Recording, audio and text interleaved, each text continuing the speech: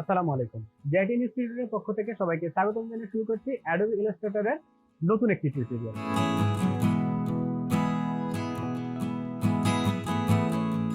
তো আজকে আমরা দেখব একটা শেপ কিভাবে কাস্টমাইজ করা যায়, শেপের কর্নারগুলো ধরে বা বিভিন্ন ফিল বা স্ট্রোক কালার দিয়ে কিভাবে মডিফাই করা যায় চলুন দেখে।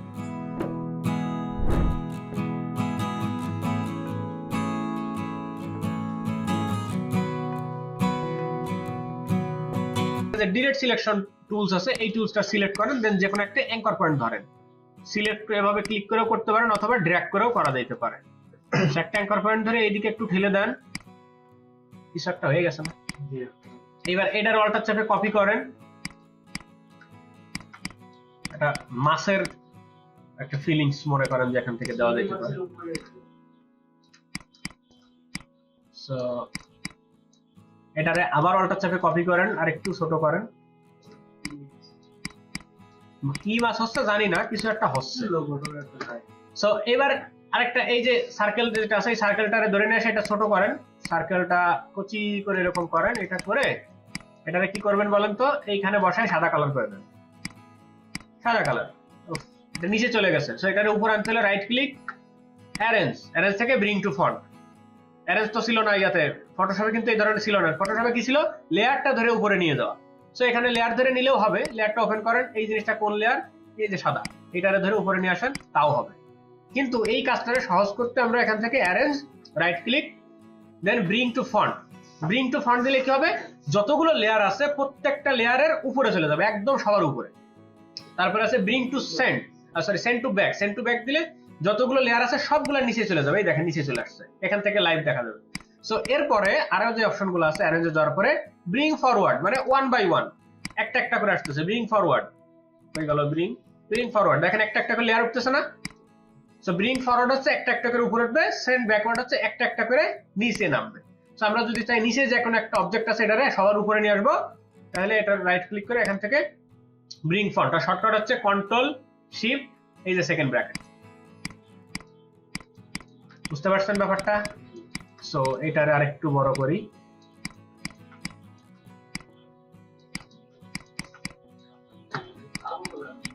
কালো দিব। কালো দিলে তো ব্যাকগ্রাউন্ডের সাথে মিলবে না, ব্যাকগ্রাউন্ডের সাথে মিলাইতে হলে এই অংশটুকু কেটে ফেলাই দিতে হবে। কেটে ফেলাই দিব, আচ্ছা একটু পরে দিই।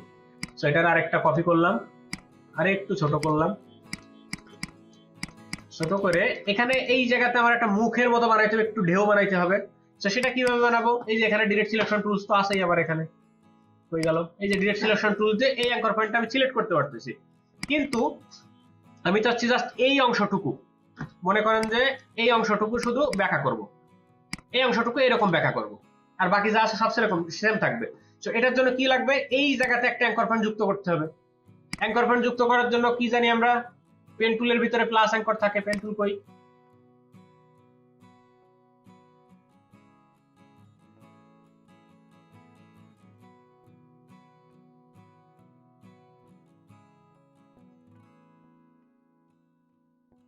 Add anchor. সো এটারে ধরে পেন টুলের ভিতরে বসায় দেন, বিলেট অ্যাঙ্করের পেন টুলের ভিতরে বসায় দেন। সো কনভার্ট টু পেন টুলের ভিতরে দেন, পেন টুলের যতগুলো আছে সবগুলো আমরা পেন টুলের ভিতরে রেখে দিলাম। সো রাইট ক্লিক করে অ্যাড অ্যাঙ্কর পয়েন্টে ক্লিক করে আমাদের দরকার এই জায়গাতে দেখেন প্যাথের উপর ক্লিক দিলে একটা অ্যাঙ্কর পয়েন্ট তৈরি হয়ে যাবে। সো এখানে একটা অ্যাঙ্কর পয়েন্ট তৈরি হয়ে গেল, কিন্তু আমরা চাচ্ছি কি, আমরা কি চাচ্ছি খেয়াল নাই, আমরা চাচ্ছি এই যে অংশটা আছে এইটুকু বাঁকা হবে, তাই না? এরকম বাঁকা হবে না, এই জায়গাতে একটা অ্যাঙ্কর পয়েন্ট আছে, এই জায়গাতে একটা যুক্ত করলাম, কিন্তু কোন অ্যাঙ্কর পয়েন্ট ধরে এই জিনিসটার ভিতরে ঠেলে দেবো সেই অ্যাঙ্কর পয়েন্ট তো নাই। তার জন্য মাঝখানে একটা অ্যাঙ্কর পয়েন্ট আমার দরকার। সো মাঝখানে চলেন আর একটা অ্যাঙ্কর পয়েন্ট ক্রিয়েট করি, এই ক্রিয়েট করলাম মাঝখানে। এইবার ডিরেক্ট সিলেকশন টুলস নিয়ে আসেন, এই মাঝখানে অ্যাঙ্কর পয়েন্টটা ধরে কচি করে এরকম করে করে দেন। হয়েছে? হয় নাই? আর একটু যাবে, কতটুক যাবে, যতটুক যাবে আপনি কিবোর্ড দিয়েও আস্তে আস্তে নিতে পারেন।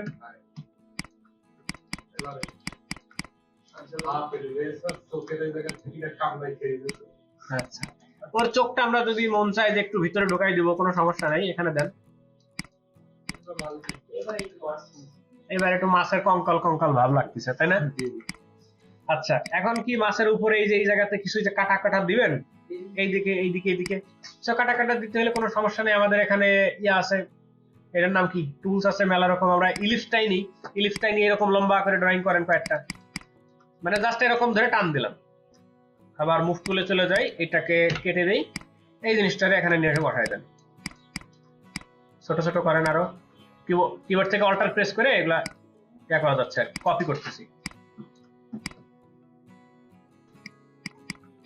মজাদার না ব্যাপারটা? এবার সবগুলোরে এইভাবে ড্র্যাগ করে সিলেক্ট করেন। এখানে সিলেকশন টুল বা মুভ টুল সিলেক্ট থাকা অবস্থায় সবগুলোরে সিলেক্ট করে রাইট ক্লিক করেন, দেন এখান থেকে গ্রুপ, ঠিক আছে? এইবার দেখেন লেয়ার গুলা গ্রুপ হয়ে গেছে অটোমেটিক, অথবা কন্ট্রোল জি দিলেও হবে, কোনো সমস্যা নেই। এই হয়ে গেছে আমাদের পুরো একটা মাছের কঙ্কাল। সো এই হচ্ছে আমাদের মাছ। এখন এই মাছটারে যদি মনে করেন যে পুরা একটা সমুদ্র ভর্তি জিনিস বানাই দেবো, সো কিবোর্ড থেকে অল্টার প্রেস করেন, এভাবে টান দেন, এটারে শিফট চেপে ছোট করেন, এই যে ছোট বড় মা বাপ সব আছে, বাল বাচ্চা বিবি। অল্টার প্রেস করলে কপি হয়, সেটা তো ইলাস্ট্রেটরে ফটোশপে হইতো সেম একইভাবে। সো পুরো একটা মনে করেন যে মাছের সমুদ্র সাগর হয়ে গেল। এখন এই জায়গাতে মনে করেন সাগরের একটা ফিলিংস দিতে চাইলে আমরা সাগরের পানির একটা ব্যাকগ্রাউন্ড এসে বসাই দিতে পারি।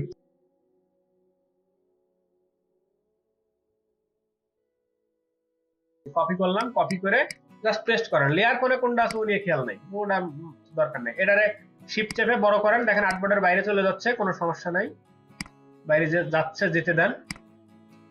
এই মোটামুটি করলাম। এখন এটার আমি সেন্টার করব। অ্যালাইন, এই যে এখানে জানেন অ্যালাইনমেন্টের এই অপশনগুলো আপনাদের জানা আছে, এখানে সেন্টার, এখানে সেন্টার। তবে এই জায়গাতেও অ্যালাইনের সিস্টেম আছে, আছে আর্টবোর্ড আর সিলেকশন। আর্টবোর্ড যখন দিব তখন কি হবে, যেই অবজেক্ট আমরা অ্যালাইন করব, এটা আর্টবোর্ড যতটুকু আছে এই আর্টবোর্ডের আন্ডারে অ্যালাইন হবে। আর্টবোর্ড আমার আছে স্কয়ার, সো স্কয়ারের আন্ডারে অ্যালাইন হয়েছে। সো এটার আবার নিচেই দিয়ে দেন কিভাবে, right click, arrange, bring to, sorry send to back, ঠিক আছে? সো সেন্ড টু ব্যাক দিয়ে দিলাম। এবার এটার অপাসিটি কমাইতে চাইলে যে এখানে আছে অপাসিটি, ধরে এখান থেকে কমাই দেন। না, অপাসিটি কমাইলে ভালো লাগবে না। তো এই ইলাস্ট্রেটরের লেয়ার নিয়ে কোনো টেনশন নাই। আমার ভাই এইগুলো আপডেট করবো, তাহলে কেমনে কি আপডেট করবেন? হ্যাঁ, এটা গ্রুপ করা আছে না, ডাবল ক্লিক করেন, গ্রুপ ওপেন হইলো। এই যে এখানে যে ফরগ্রাউন্ড যে কালার আছে এর উপর ডাবল ক্লিক করে কালার প্যালেট আসবে, একই রকম।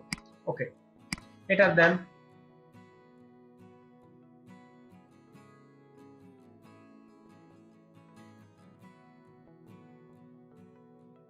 তো এই হচ্ছে কালার চেঞ্জ করার কোনো ব্যাপার নেই। এইবার ওকে, তো এই ছিল আমাদের আজকে টিউটোরিয়াল, কিভাবে একটি শেপকে বিভিন্ন ভাবে কাস্টমাইজ করা যায়, কালারাইজ করা যায়। তো আশা করি সবাই বুঝতে পারছেন। আপনি যদি আমাদের চ্যানেলে নতুন হয়ে থাকেন তাহলে অবশ্যই চ্যানেলটি সাবস্ক্রাইব করবেন। তো সে পর্যন্ত ভালো থাকেন সবাই, আল্লাহ হাফেজ।